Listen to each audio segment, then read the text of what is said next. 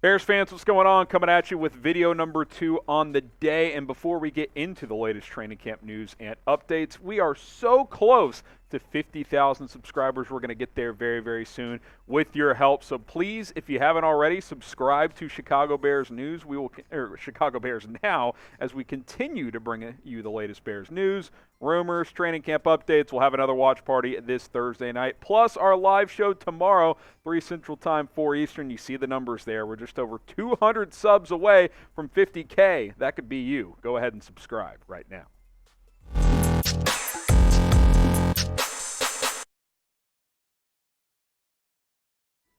You're watching Bears Now by Chat Sports. I'm your host, Harrison Graham. Appreciate you guys for tuning in to today's show. Another training camp practice in the books. The guys were just in shells today, no full pads, coming off that game on Saturday, plus a short week before a trip out to Seattle on Thursday night. Coming up later on in the show, Roquan Smith, has he violated the NFL tampering policy, and have other teams violated it by possibly trying to contact him for a trade? We'll get you caught up on everything going on there here in just a little bit. But let's get to some of the news coming out of training camp today. How about Teven Jenkins working at right guard today? Not just a little bit, strictly at right guard. All of his reps were at the right guard position at today's practice, both with the second-team offense and the third string. It was still Michael Schofield working with the starters today. Luke Getsy, the offensive coordinator, spoke to the media after practice earlier today at Halas Hall and said the guards get stressed mentally more than the tackles do in this system. That's the strength of his game. We want to try that and see what that looks like. So you look at the depth chart right now, and you know, if Teven Jenkins is trying to earn a starting job, it's probably not going to be at tackle. I think Braxton Jones is pretty safe to start at left tackle in week 1. Riley Reiff probably going to be the starting right tackle. Maybe Larry Borum works in there, but looks like Reiff is the guy. Michael Schofield, who, let's be honest, didn't look great in the preseason opener. I think he's a serviceable right guard, certainly an upgrade from what they prior had at that position. But I think Teven Jenkins could push Schofield at right guard, and I would like to see someone do that. I don't think Michael Schofield, based on how he looked in the first preseason game, should just get the job without any competition whatsoever. You simply didn't have any before. It was Sam Mustipher working at right guard, but with him at center now and Schofield better than him at guard anyway, you would like to see one of these young guys push him, whether it's a Jenkins or Tyree Carter or Borum, for example. If Teven Jenkins can be a good player on the inside of the offensive line, maybe he could be an option at right guard. That'll be fascinating to see how it plays out. Who do you think is the better option right now? Type TJ for Teven Jenkins, type MS for Michael Schofield. I think if the Bears played today, I would go with Schofield, but over the next 3 weeks, could Jenkins push him? Could he show out and be a guy that takes over there? Schofield can be that swing interior offensive lineman. Could happen. Type TJ for Jenkins or type MS for Michael Schofield. Let's get to some injury notes, injury updates here, as several key players returned to practice today, which is always a welcomed sight. Kevin Fishbane kind of had it all in one tweet here. He did leave Kindle Vildor out. He actually returned to practice as well. But Bears back at practice, Kyler Gordon, Velus Jones Jr., both of whom talked to the media today, David Montgomery, Kmet, James O'Shaughnessy, Mario Edwards Jr., then some guys just getting some work off to the side on the bikes, Jaquan, Brisker, Byron Pringle, Justin Jones, Tajae, Sharpe. Pringle's been out with that quad injury, so nice to see him on the bikes. The other guys have been healthy. I'm guessing kind of just like a little day off for those guys coming off that game.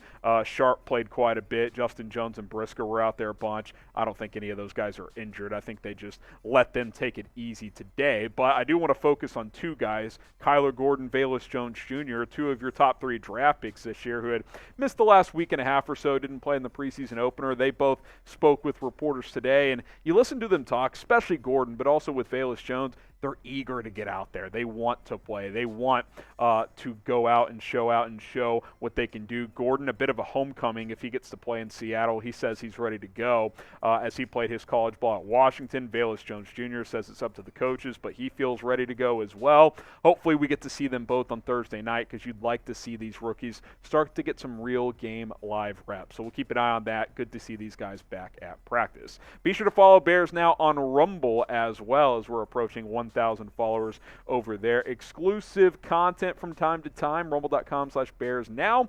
Go check us out on Rumble, and you can find other content creators over there. Link is in the comments and in the description of this video.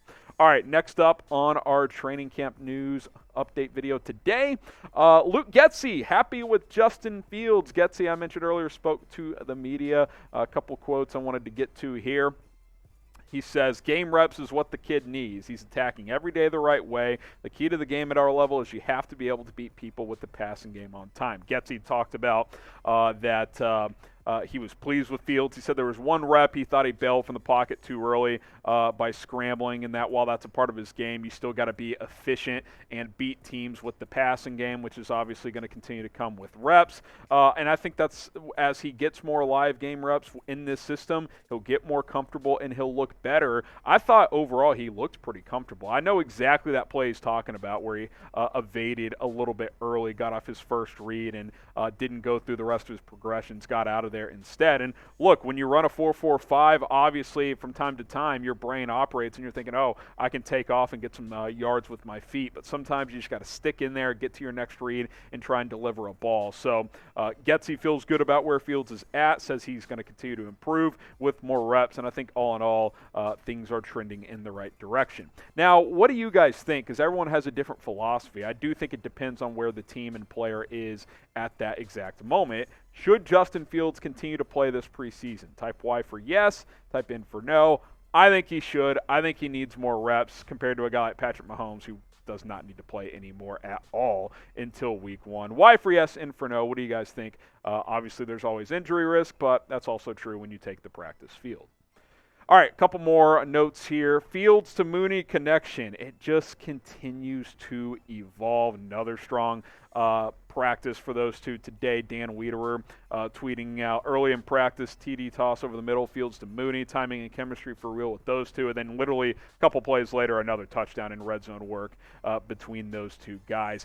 This duo has special potential. It really, really does. Their games complement each other. Fields likes to attack defenses downfield. Mooney is a downfield threat who runs really good routes, really good double move type of guy. We saw this excellent pitch and catch from Fields to Mooney in the preseason opener against the Chiefs. Just a simple slot fade, and Mooney was able to go up and get it. That was a really nice snag from the third-year receiver. Very catchable ball from Justin Fields. I think the potential here is huge between these two guys. This is why you spend all the offseason together. You get Mooney down to Atlanta, and you get those reps in because it starts to pay off on game day. Hopefully we get to see that on into the regular season. All right, you guys have been waiting for it. Roquan tampering violation? Let's get you caught up on what exactly is going on here. So Tom Pelissero tweeted this out saying, the NFL Management Council sent a memo to clubs, all 32 NFL teams, warning them that a person contacting clubs about trading for Roquan Smith isn't a certified agent. Roquan himself is not, and that any contact with a player under contract or his agent without direct written permission is tampering per source. There was kind of some loose rumors last week about Roquan contacting teams and vice versa, and he's not an agent, so that's a problem. Here's the NFL Management Council, a direct reminder to clubs saying, unless a prospective club has received written permission from the employer club entering into discussions with the player or his agent concerning your club's interest in into acquiring the player via trade or otherwise is a violation of the anti-tampering policy. So this is twofold in my opinion. Number one, Roquan doesn't have an agent, so he can't be going out and calling teams like, hey, come get me, especially if the Bears haven't given permission, which that's number two. The Bears have not given permission to Roquan to seek a trade with another team. This isn't like Jimmy Garoppolo and the 49ers, like, hey, yeah, Jimmy, you and your agent, go reach out to clubs, and if you find teams that are interested, bring it back to us, and we'll explore that for you.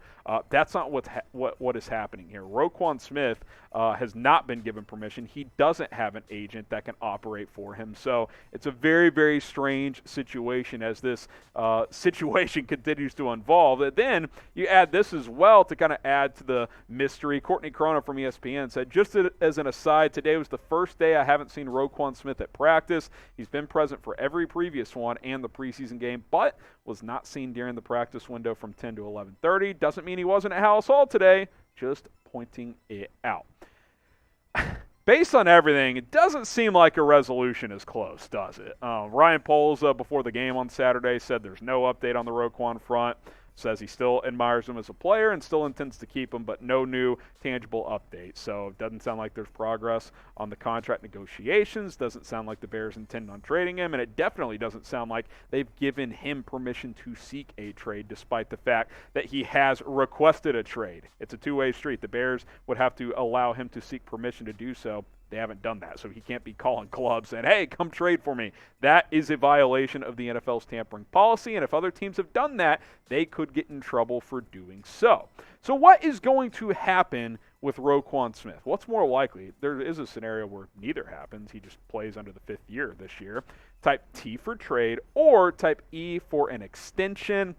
I kind of think an extension is still going to happen. Maybe it happens in the 11th hour right before week 1. Let us know what is more likely to happen with Roquan Smith. All right, jam-packed show. Appreciate you guys for tuning in to today's video. Go ahead and subscribe to the channel if you haven't already. Oh, by the way, we're at the end of the show. Real ones, you know what to do. Get the FGBs flowing in the comment section. Live show tomorrow, 3 o'clock Central Time. A few more players have to get cut, so we will have updates on that. We'll see you then here on Bears Now.